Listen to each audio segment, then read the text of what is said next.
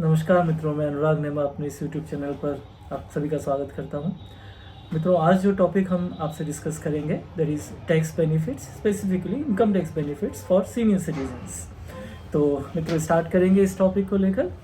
पहली चीज़ हमें ये समझना चाहिए कि इनकम टैक्स एक्ट के अकॉर्डिंगली सीनियर सिटीजन्स किसे कहा जाएगा। ध्यान दें, यहाँ पर जो एज का क्राइटेरिया है दैट इज़ 60 ईयर्स और मोर। दैट मीन्स अगर हम बेस लें फाइनेंशियल ईयर 2021 को 1 अप्रैल 2020 से 31 मार्च 2020, इस पीरियड के बीच में अगर किसी व्यक्ति की उम्र 60 टच कर जाती है तो फाइनेंशियल ईयर 2021 या असेसमेंट ईयर 21-22 के लिए उसे सीनियर सिटीजन देखा जाएगा और उसे जो स्पेशल ट्रीटमेंट्स हैं वो अवेलेबल हो जाएंगे। हम इसे इस तरह से भी कह सकते हैं कि अगर कोई व्यक्ति 31 मार्च 1961 या उसके पहले के बॉर्न है तो फाइनेंशियल ईयर 2021 या असेसमेंट ईयर 21-22 में उन्हें सीनियर सिटीजन्स ट्रीट किया जाएगा। ये हुई सीनियर सिटीजन्स के लिए। अच्छा, यहाँ पर थोड़ा एक स्पेशल पॉइंट और है, स्पेशल प्रोविज़न और है, that is very senior citizens या सुपर सीनियर सिटीजन्स। यहाँ ऐसे सीनियर सिटीजन्स जिनकी एज 80 या उससे अधिक है, 80 वर्ष या उससे अधिक है, उन्हें सुपर सीनियर सिटीजन्स या वेरी सीनियर सिटीजन्स कहा जाएगा और इनके लिए कंपैरेटिवली कुछ रियायतें एक्स्ट्रा दी गई। तो इन सभी को हम डिस्कस करेंगे। सीनियर सिटीजन्स में जो कंसेशंस अवेलेबल हैं या जो रियायतें अवेलेबल हैं, उस लिस्ट में पहला पॉइंट होता है relaxation available in basic exemption limit. Friends, हम सभी समझते हैं कि इनकम टैक्स एक्ट में इंडिविजुअल्स और एचयूएफ के लिए जो टैक्स का क्राइटेरिया है वो स्लैब सिस्टम आधारित है, जिसे हम एग्जेम्पशन लिमिट बेस्ड भी टैक्सेशन कह सकते हैं। यहाँ पर जो नॉर्मल स्लैब चलते हैं 0 to 2,50,000, then 2,50,000 to 5 lakhs, then 5 lakhs to 10 lakhs and more than 10 lakhs. 0 to 2,50,000 0% tax है, 2,50,000 to 5 lakhs 5% टैक्स है, 5 to 10 20% है और उसके ऊपर जो इनकम होती है उस पर 30% है। लेकिन अगर कोई पर्सन सीनियर सिटीजन है तो उनके लिए जो बेसिक एग्जेम्पशन लिमिट का क्राइटेरिया स्टार्ट होता है वो इंस्टेड ऑफ 2,50,000 3 lakhs से स्टार्ट होता है।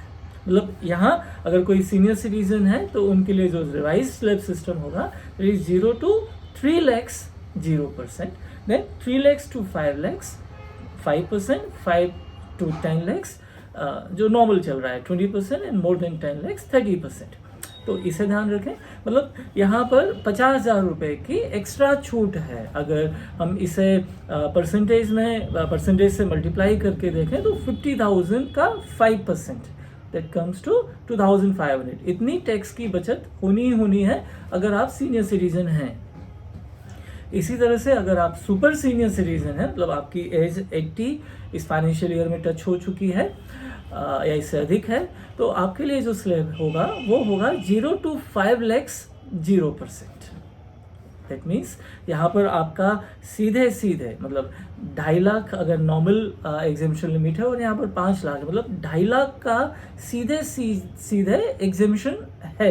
एंड अगर 2.5 लाख का 5% करते हैं तो दैट केम अराउंड टू 12,500। मतलब आपकी सीधे 12,500 रुपये की टैक्स बचत है अगर आप सुपर सीनियर सिटीजन हैं। तो ये तो हुआ पहला पॉइंट जो कंसेशन सीनियर सिटीजन या सुपर सीनियर सिटीजन्स के लिए अवेलेबल है। यहाँ एक और बहुत इंटरेस्टिंग रियायत है या कंसेशन है, that is exemption from advance tax. ध्यान दें, अगर कोई पर्सन सीनियर सिटीजन है और उन्हें बिजनेस से इनकम नहीं है तो एडवांस टैक्स के प्रोविजंस उन पर एप्लीकेबल नहीं होंगे। हम थोड़ा समझें, एक आइडिया डेवलप कर लें what is this advance tax criteria. अगर किसी पर्सन की करेंट ईयर की एस्टिमेटेड टैक्स लायबिलिटी 10,000 से अधिक होती है तो उससे एक्सपेक्टेड है कि उसे जैसा प्रिस्क्राइब्ड है उस तरीके से बताई गई इंस्टॉलमेंट्स में इसे डिपॉजिट करना है। अगर वो ऐसा नहीं करेंगे तो 2 सेक्शन है, सेक्शन 234B, दूसरा सेक्शन 234C। इन 2 सेक्शंस में उसे इंटरेस्ट फेस करना होता है। लेकिन अगर वह पर्सन सीनियर सिटीजन है तो उस पर 234B या 234C का इंटरेस्ट एप्लीकेबल नहीं होगा। कंडीशन है उसे बिजनेस से इनकम नहीं होनी चाहिए। अगर उसे बिजनेस से इनकम है दैट मीन्स कि वो फिर एडवांस टैक्स को थोड़ा ध्यान में रखे। तो ये हुआ दूसरा रिलैक्सेशन। हम सीधे आएंगे अपने तीसरे बेनिफिट पर। अगर सीनियर सिटीजन है, तीसरा बेनिफिट है इन केसेस में या इनके लिए जो 80D का डिडक्शन का दायरा है। 80D means medical insurance policy, जिसे शॉर्ट में मेडिक्लेम पॉलिसी भी कहा जाता है। अगर यह किसी सीनियर सिटीजन के लिए ये पॉलिसी ली जाती है या उनके बेनिफिट के लिए मेडिकल इंश्योरेंस करवाया जाता है, तो जो अपर लिमिट 80D की 25,000 होती है, वो 25,000 के स्थान पर 50,000 हो जाती है। दैट मीन्स से अगर किसी ने insurance premium, medical insurance premium 30,000 पे किया, वो अगर ऐसे पर्सन के लिए पे कर रहे हैं जो सीनियर सिटीजन नहीं है, उसे पे भले ही 30,000 किया गया हो लेकिन छूट 25,000 की मिलेगी। लेकिन अगर यह किसी सीनियर सिटीजन के लिए किया गया प्रीमियम है तो पूरे 30,000 की छूट मिलेगी। हालांकि अपर लिमिट है यहाँ पर से, अगर से 60,000 का अगर आपने प्रीमियम पे किया है, सीनियर सिटीजन के लिए पे किया है, जो डिडक्शन आपको मिलेगा 80D में that is restricted to 50,000। Still आपको एक्स्ट्रा 25,000 का बेनिफिट तो है ही। तो ये हुआ सेक्शन 80D का extra benefit in case of senior citizens. Next जो एक्सेप्शन है या जो रिलैक्सेशन है in case of senior citizen, that is available with section 80DD-B। 80DD-B basically specified diseases like cancer, AIDS, okay, heart related चीज़ें। वहाँ पर आपको जो डिसीज के ट्रीटमेंट के लिए, जो इलमेंट के क्योरमेंट के लिए आपने खर्चे किए हैं, उनकी छूट की बात करता है।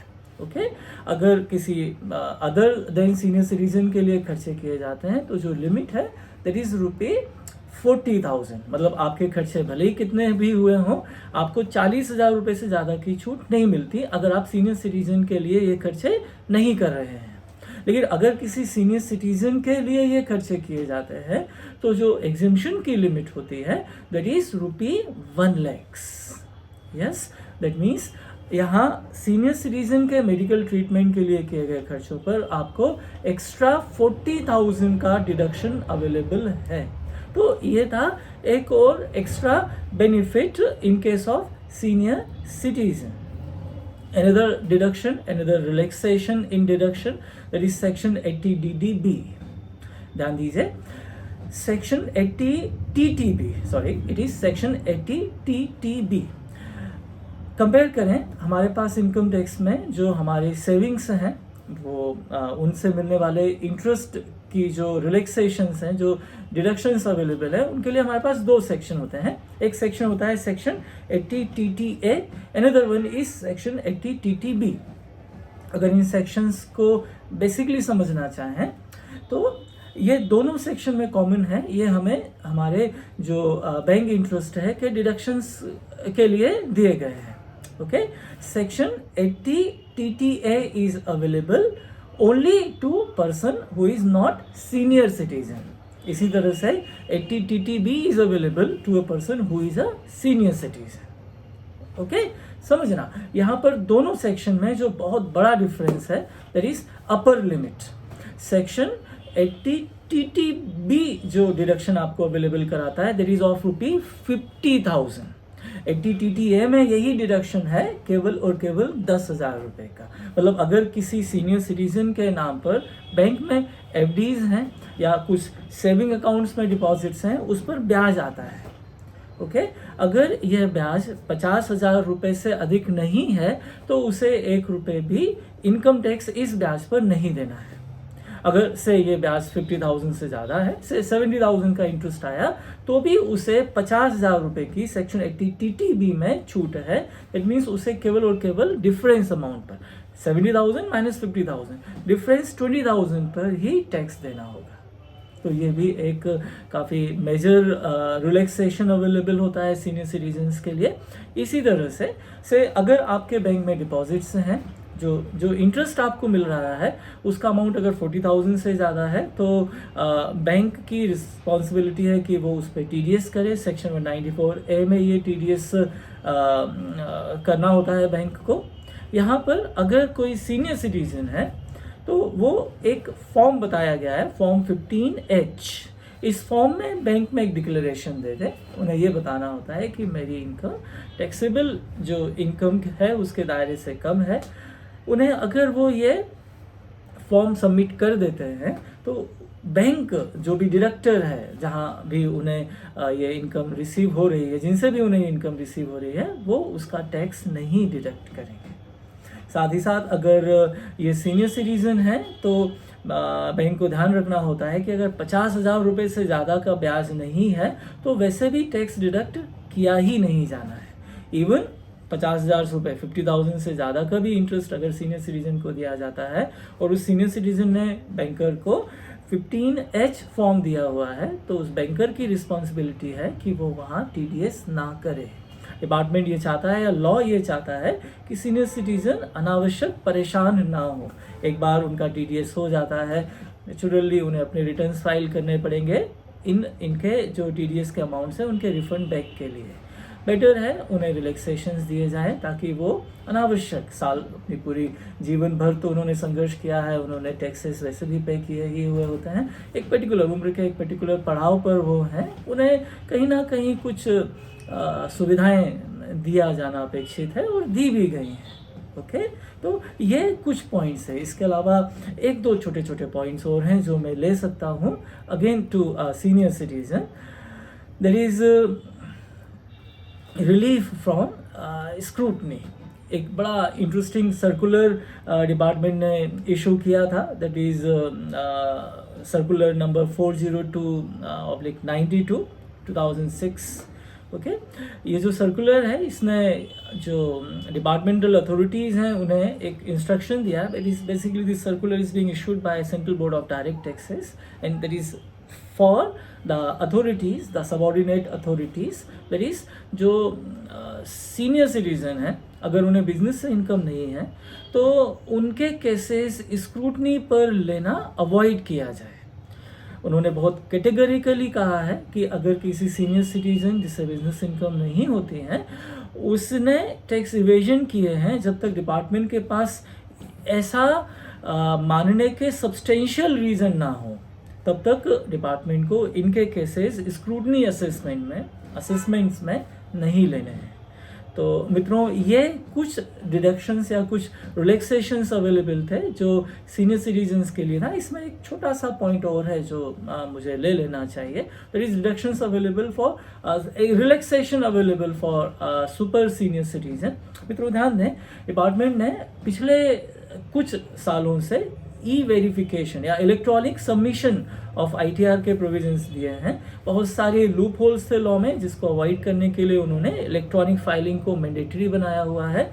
एंड वो सभी के लिए है, लेकिन वो ऐसे सीनियर सिटीजन्स के लिए नहीं है जो वेरी सीनियर सिटीजन या सुपर सीनियर सिटीजन की कैटेगरी में आते हैं। मतलब अगर किसी पर्सन की एज 80 या उससे अधिक है तो उसके लिए अभी भी मैनुअल फाइलिंग ऑफ ITR के का ऑप्शन अवेलेबल है। वो चाहे तो ई फाइलिंग कर सकते हैं, कोई रोक नहीं है। लेकिन अगर उन्हें कुछ तकलीफें हैं, they are not very well convergent with the computer, the systems, the e filing system, okay, fine, no issue, they are being allowed to file, to submit their return manually. So these are the provisions, these are the relaxations, those are being given to our very respectable citizens, that is senior citizens. Thank you and take care.